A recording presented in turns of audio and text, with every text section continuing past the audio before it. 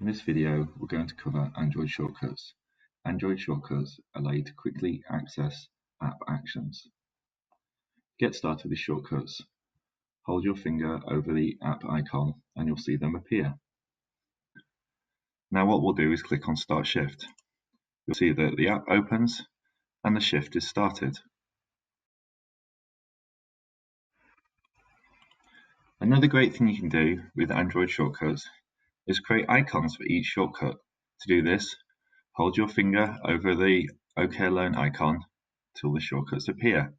Now you can drag out the individual shortcuts. As you can see here, we're going to create individual shortcuts for Start Shift, Check In, Help, and then Shift.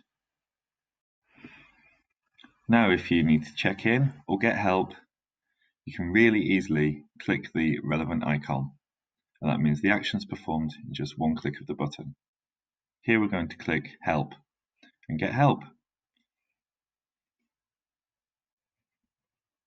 So there we go. That's how to use OK Alone shortcuts to make updating your status even easier.